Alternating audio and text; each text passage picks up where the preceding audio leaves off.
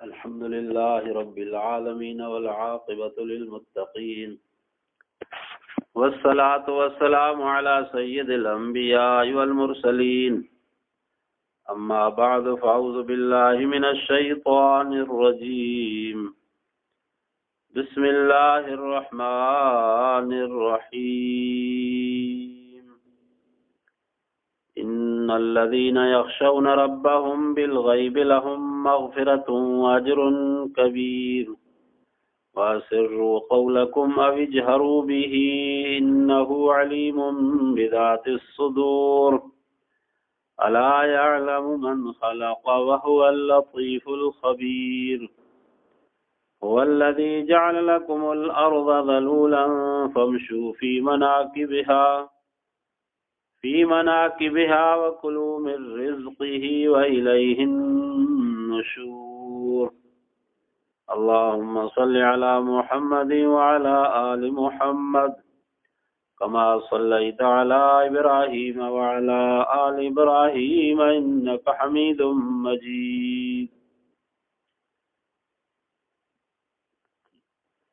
सूरत मुल्क हली रही आहे। हज़रत अली करमल्लाहु वजहू फरमायो त जेको सूरत तबारकल्लज़ी खे हमेशा पढ़ंदो रहंदो उहो शख़्स क़यामत जे ॾींहुं मलाइकनि जे परनि ते सवार थी पुल सिरात तां लंघंदो। अल्लाह पाक खां दुआ आहे त रब साईं समूरनि मुस्लमाननि खे मूंखे बि पढ़ण जी तौफ़ीक़ अता फरमाए। फरमाए इन्नल्लज़ीना यख़शौना रब्बहुम बिल ग़ैब, तहक़ीक़ जेकी पंहिंजे रब खां पर पुठ टिजनि था, लहुम मग़फ़िरतुन व अज्रुन कबीर, तिन लाइ बख़्शिश ऐं वॾो अज्र आहे। वअस्सिर्रू क़ौलकुम अव इजहरू बिही, ऐं पंहिंजूं ॻाल्हियूं कुझियूं करियो या ज़ाहिर करियो। इन्नहु अलीमुम बिज़ातिस सुदूर, तहक़ीक़ ख़ुदा दिलनि जूं ॻाल्हियूं ॼाणे थो। अला यअलमु मन ख़लक़ व हुवल लतीफ़ुल ख़बीर, छा उहो नथो ॼाणे जंहिं पैदा कयो ऐं उहो बारीक बेन ख़बरदार आहे। हुवल्लज़ी जअल लकुमुल अर्ज़ ज़लूला, उहो ख़ुदा आहे जंहिं अव्हां लाइ ज़मीन खे मुतीअ कयो। फ़म्शू फ़ी मनाकिबिहा, पोइ उन जे पासनि में हलो। वकुलू मिन रिज़्क़िही, ऐं उन जे रिज़्क़ मां खाओ। व इलैहिन नुशूर, ऐं उन जे तरफ़ गॾु थियणो आहे। जेकी शख़्स पंहिंजे रब खां पर पुठ टिजनि था, यानी अञा क़यामत जा हौल ऐं दोज़ख जा इहे दाहूं ॾिठा ई न अथऊं, तंहिंखां अॻु ई उन्हनि ते यकीन करे गुनाह करण वक़्तु ख़ुदा जे ख़ौफ़ रखी गुनाह छॾे ॾिनऊं, पोइ सख़्तु पेशेबान थी तौबा करे आईंदा गुनाह करण जो तहर्रुक छॾे ॾिनऊं, त अहिड़नि शख़्सनि लाइ अल्लाह तबारक व तआला वटि बख़्शिश, माफ़ी, सत्र ऐं ख़ौफ़ रखण जो एवज़ ऐं वॾो सवाबु आहे।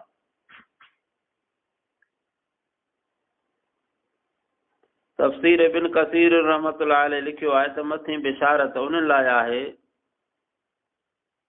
जे अहिड़ी जाइ गुनाह ते क़ादिर थिया जिते को माण्हू उन्हनि खे ॾिसी नथो सघे, त पोइ उन ई आइन शहवत नफ़्सानी जे वक़्त में ख़ुदा ताला जो ख़ौफ़ रखी उहो गुनाह छॾे ॾियनि, त पोइ बेशक उहो शख़्स ख़ुदा तबारक व तआला वटि मग़फ़िरत अज्र वॾे जो लाइक़ु हक़दार आहे।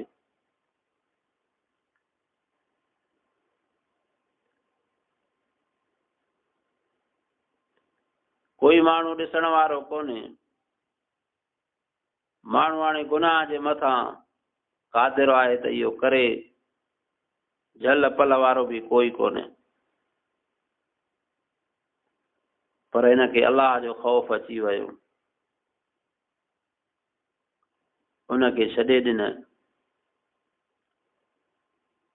इहे शख़्स आहिनि पर पुठ डिॼण वारा।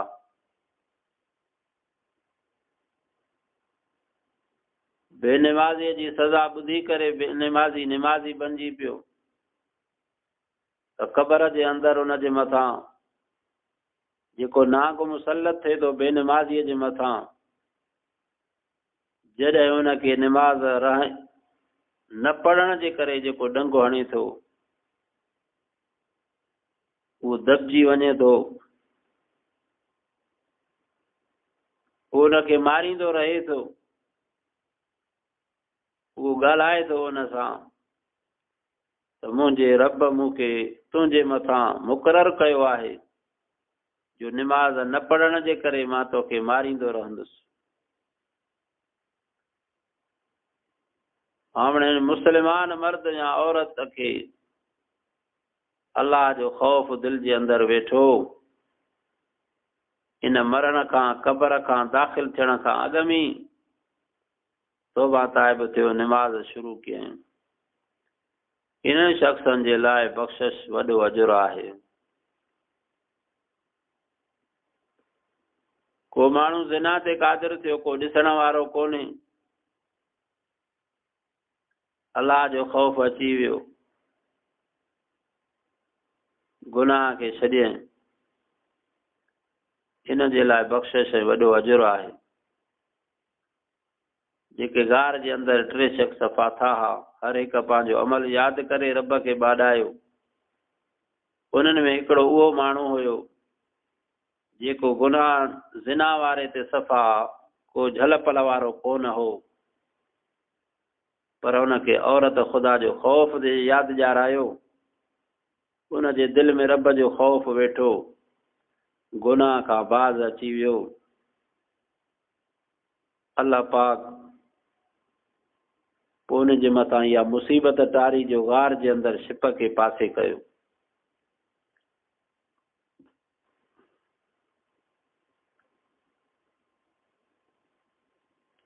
हिकिड़ो शख़्स हो, बंदगी कंदो हो, मानी उनखे हुते मिलंदी हुई, जेकॾहिं मानीअ में देरि थींदी हुई या को खणी वञण वारो न हूंदो, घरां मानी खाई करे वरी मस्जिद में अलाह अलाह कंदो हो।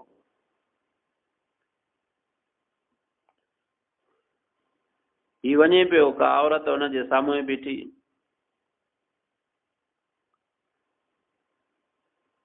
हिनखे आयत यादि अची वई,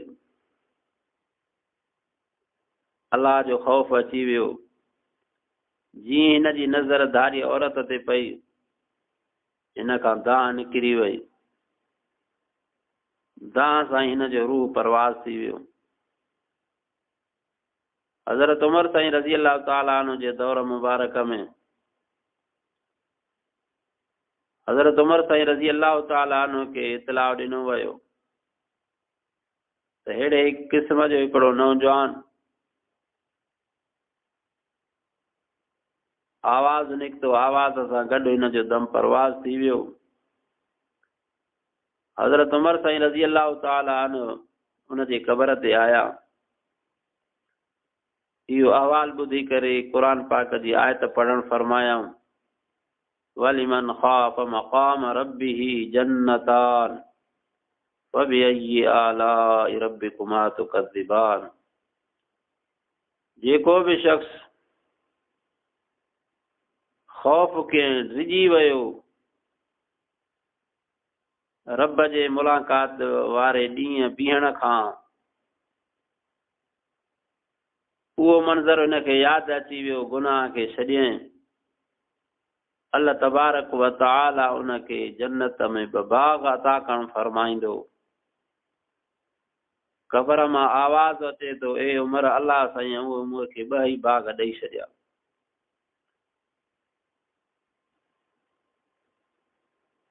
तो मुस्लमान जे दिल जे अंदरि अल्लाह जो ख़ौफ़ हुजणु ज़रूरी आहे। ख़ौफ़ हूंदो, कोई गुनाह न थींदो, अल्लाह खे पाण सां गॾु बि सम्झे, ऐं इहो बि ख़्यालु करे त रब मूंखे ॾिसी रहियो आहे, रब हाज़िर ऐं नाज़िर आहे। पोइ इंसान खां हराम खोरी न थींदी, कोई गुनाह न थींदो। अहिड़नि शख़्सनि जी जॻह जन्नत आहे ऐं अलाह पाक अहिड़नि खे ॿ बाग़ अता करणु फरमाईंदो।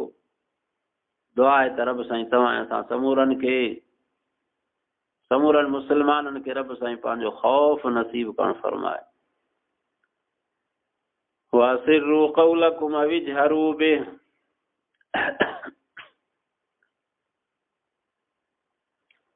मके शरीफ़ जे काफ़िरनि जी ही आदत हुई, सभु कंहिं मजलिस में नबी पाक सल्लल्लाहु अलैहि वसल्लम ऐं क़ुरान शरीफ़ जी शिकायत कंदा हुआ मुशरिक काफ़िर। अल्लाह तबारक व तआला उहा ख़बर रसूलुल्लाह सल्लल्लाहु अलैहि वसल्लम खे वहीअ ज़रिए ॿुधाइण फरमाई। हुज़ूर पाक सल्लल्लाहु अलैहि वसल्लम जिन जॾहिं उन्हनि काफ़िरनि सां मुलाक़ात थींदी हुई त उन्हनि खे चवंदा हुआ त अवां फलाणे वक़्तु मजलिस में असांजी शिकायत कई आहे, ईअं मुनासिबु न आहे। पोइ काफ़िरनि पाण में सलाह कई त पाण में ज़ाहिर ज़ुहूर मुहम्मद जी गिला करियूं था, सा माण्हू ॿुधाइनि था, हाणे आईंदह बुलंद आवाज़ सां उनजी गिला न कजे। उनजी ज़न्न फासिद जे बुतलान लाइ अल्लाह ताला मथीं आयत नाज़िल फरमाई, जंहिंजी माना आहे त अमी का बि ॻाल्हि ज़ाहिर वॾे आवाज़ सां करियो या मख़फ़ी करियो, तॾहिं बि अल्लाह तबारक व तआला सभु कुझु ॼाणे थो। इन्नहु अलीमुम बिज़ाति सुदूर, छो त अल्लाह ताला अवां जे दिलनि जी ख़तरनि ते बि वाक़ुफ़ियत रखे थो। जेकी वहम दिलि में गुज़रनि था, अञा उनजो बयानु ज़बान ते अचे ई नथो, उन खां अॻे अल्लाह तबारक व तआला खे उहे तव्हांजी अंदर जूं ॻाल्हियूं दिलि में रखियल रब उन्हनि खे बि ॼाणे। पोइ अमी कीअं रसूलुल्लाह सल्लल्लाहु अलैहि वसल्लम जी शिकायत मख़फ़ी कंदव जो उनखे ख़बर न पवंदी, उहा अवां जो कूड़ो गुमान आहे। अला यअलमु मन ख़लक़ व हुवल लतीफ़ुल ख़बीर, एतिरो बि नथा ॼाणो जंहिं ख़ुदावंद करीम अवां खे ख़लक़ियो आहे, उहो सभु अवां जी हालत ॼाणे थो। ख़ुदा तबारक व तआला जंहिं मख़लूक़ात आलम खे पैदा कयो आहे, अवां खे सलीमुल फितरत करे ख़लक़ियाईं, उहो बारी ताला अवां जे क़ल्बनि जा ख़तरा ऐं ज़बान जा क़ौल, अवां जूं हरकात ऐं सुकुनात, आमाल ऐं अफ़ाल सभई चङी तरह ॼाणे थो। ऐं अल्लाह तबारक व तआला लतीफ़ आहे, बाननि जे हाल ते, अफ़ालनि आमालनि ते ख़बरदार आहे। इन कोई न सम्झे त बसि मां जेको कयां थो कंहिंखे ख़बर ई न आहे, कंहिं इंसान खे ख़बर भले ई न पवे, पर अल्लाह ॼाणे थो, ॾिसे थो। इंसान जेको ज़बान मां गुफ़्तगू कढे थो उहो त मलाइका लिखनि था, पर जेको दिलि जे अंदरि ख़्यालु अचे थो उहा मलाइकनि खे बि ख़बर न आहे। अल्लाह पाक उन ख़्याल खां बि वाक़ुफ़ आहे। पोइ चङाईअ जो आहे त चङाईअ जो, बुराईअ जो आहे त बुराईअ जो, अल्लाह ॿिन्ही हालतुनि खे ॼाणे। वल्लज़ी जअल लकुमुल अर्ज़ ज़लूलन फमशू फी मनाकिबिहा वकुलू मिन रिज़्क़िही, अल्लाह तबारक व तआला उहो आहे जंहिं अवां लाइ हेॾी वॾी ज़मीन खे मुतियु ऐं मुसख़र कयो, फर्मा बरदार कयो। पोइ अमी उन जे तरफ़नि में सफ़र करियो पिया, कॾहिं ज़मीन जे मथां, कॾहिं पाणीअ ते, कॾहिं हवा में, कॾहिं समुंडनि में। अल्लाह पाक समूरी शइ तव्हांखे ताबियो करे ॾिनी।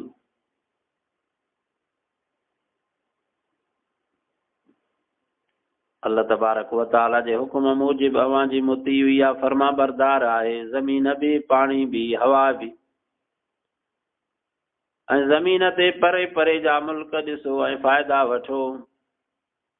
ऐं अल्लाह तबारक व तआला जे अता कयल रिज़्क़ मां खाओ ऐं पीओ, जेको ज़मीन मां ॼमे थो, उभिरे थो, फुटे थो। जीअं कणका, जुअरा, जव आहिनि, चांवर आहे, गुल फुल आहिनि, मेवा आहिनि, भाॼियूं आहिनि। ये अल्लाह पाक एहसान ॼाणण फरमाए थो त मां अल्लाह उहो आहियां। पर मद न थिजो इलैहि नुशूर, ऐं अल्लाह तबारक व तआला जे तरफ़ मोटी जीअरो थी हिसाब ॾियणो अथव। ज़मीन जा मालिक इंसान आहिनि, को जरेब जो, को ॿिनि जो, को ॾहनि जो, को 100 जो, को दहन जो। पर इहा ज़मीन बि इंसान तूं बि उन रब जो आहे। हज़रत ईसा अलैहिस्सलातु वस्सलाम जे दौर में ॿिनि माण्हुनि जो झगड़ो हो ज़मीन जे टुकड़े ते। हो पियो चवे मुंहिंजी आहे, हो पियो चवे मुंहिंजी आहे। हज़रत ईसा अलैहिस्सलातु वस्सलाम वञी सरज़मीन ते बीही करे हिननि जूं ॻाल्हियूं ॿुधण लॻो। ज़मीन खां पुछे तूं कंहिंजी आहीं? अल्लाह पाक ज़मीन मां ग़ैबी आवाज़ कढियो, ए ईसा, इहे 2 ई मुंहिंजा आहिनि। इहे हिकिड़े ॾींहुं 2 ई मूं में ईंदा, मुंहिंजे पेट में ईंदा। वक़्ती तौर ते इंसान इन ज़मीन जो मालिक आहे, हक़ीक़ी मालिक रब आहे। पोइ को वैसे जो, को देन जो मालिक, को इंसान जी सॼे मुल्क जे मथां बादशाही। हक़ीक़ी बादशाही उन रब करीम जी आहे। शाह साहब अब्दुल अज़ीज़ रहमतुल्लाह अलैहि देहलवी फरमाइनि था, अल्लाह ताला ज़मीन में इंसाननि खे ज़िमीदार ऐं जागीदार बनाए छॾियो आहे त भली ज़मीन आबाद कनि। ज़मीन में जेकी जिस्मा, खानियूं, रिज़्क आहिनि से बि सभु इंसान खे अता कया आहिनि। ज़मीन ते जायूं, महलातूं अॾण जी ताक़त बि अल्लाह पाक इंसान खे ॾिनी। इंसान भली ज़मीन में आराम करे, सुकून हासिल करे। वइलैहि नुशूर, ख़बरदार, अल्लाह पाक ख़बरदारी तंबीह तौर ॼाणण फरमायो, उन मग़रूरीअ में मस्त थी न वञजांइ त ख़ुदा ताला असांखे ज़मीन जो मालिक करे छॾियो आहे। जीअं खपे तीअं उन में तसरुफ़ करियूं। तंहिं लाइ अल्लाह तबारक व तआला वटि असांखे हिसाब किताब ॾियणो न पवंदो। ईअं न सम्झाइनि इंसान, अवी ज़रूरी मरी वरी जीअरा थी उथंदा, ऐं अव्हांखे ज़रे ज़रे ऐं उमिरि जी हर घड़ीअ जो हिसाब ॾियणो पवंदो त कहिड़ी तरह ज़मीन में पोरियो कयव, हलाल जो या हराम जो, ऐं कीअं असांजे ॾिनल रिज़्क खे ख़र्च कयव, हक़ में या ना हक़ में, जाइज़ कमनि में या नाजाइज़ कमनि में। रसूलुल्लाह सल्लल्लाहु अलैहि वसल्लम जिन बि फरमायो, इंसान जीअं क़बरनि मां उथंदा पेर उन जा उते ॼमियल हूंदा, सुवाल थींदो उमिरि तो कीअं खपाई, कहिड़नि कमनि में, इल्म जे मथां अमल केतिरो कयई, माल कमायई कीअं, खपायई कीअं, अमल कहिड़ा कए। इंसान जीअं क़बरनि मां उथंदा इहे 5 सुवाल थींदा। अल्लाह तबारक व तआला फरमायो वइलैहि नुशूर, तव्हांखे उन में ज़मीन मां उथारे करे तव्हां खां हिसाब किताब वरितो वेंदो। उहो हिसाब किताब ज़रूर हर हिकु इंसान खे ॾियणो आहे। दुआ आहे अल्लाह पाक उन ॾींहं जे अचण खां मूंखे तव्हांखे जमी मुस्लमाननि खे अल्लाह तबारक व तआला उन इम्तिहान वारे ॾींहं जे लाइ तयारी करण जी तौफ़ीक़ अता फरमाए। ईमान, अमल सालिह, निमाज़, क़ुरान पाक जी तिलावत,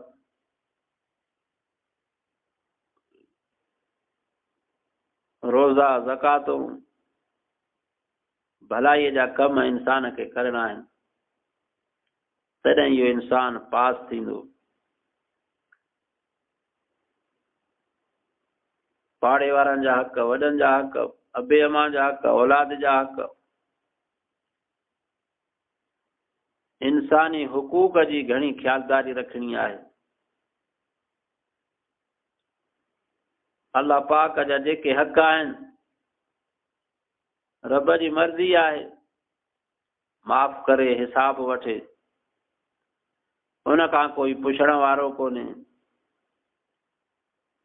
थोरे अमल ते राज़ी थी पवे, ज़िंदगीअ में पंहिंजा ॾोह बख़्शे छॾे, हुन खां कोई पुछण वारो कोन्हे। बाक़ी इंसान जे मथां जेके इंसाननि जा हक़ आहिनि, इंसान उहे सुहिणे नमूने सां पंहिंजी ज़िंदगी गुज़ारे। इबादात हिकिड़ो हिसो आहे, हुन में मामलात आहिनि, कारोबार आहे, कमाइणो आहे, ॾेती लेती आहे, इहे बि सभु इस्लाम जा हिसा आहिनि, दीन जो हिस्सा आहिनि। इन न त निमाज़ पढ़ीसीं, रोज़ो रखियोसीं, ज़कात ॾिनीसीं, हज कयोसीं, इहो सभु कुझु इंसान जे पंहिंजो फ़ाइदो आहे, इहो फरीज़ो आहे पूरो कये। अल्लाह जे बाने जो इन में सिर्फ़ तालुक़ आहे। इन इबादत खां हटी करे बाक़ी जेके इंसाननि जे मथां इंसाननि जा हक़ आहिनि, असां समूरनि मुस्लमाननि खे उन्हनि जी ख़्यालदारी करणी आहे, उहे पूरा करणा आहिनि। दुआ आहे रब साईं मूंखे बि तव्हांखे बि समूरनि मुस्लमाननि खे इंसानी हुकूक अदा करण जी रब साईं तौफ़ीक़ अता फरमाए। व आख़िरु दावाना अनिल हम्दुलिल्लाहि रब्बिल आलमीन।